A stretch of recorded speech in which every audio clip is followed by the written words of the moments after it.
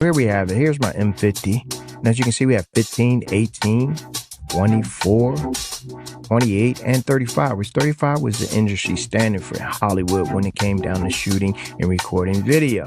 So up to 45 is great. Let me show you some examples of these shots. Here we go.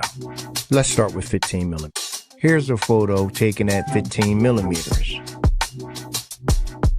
Next up, 18 millimeters.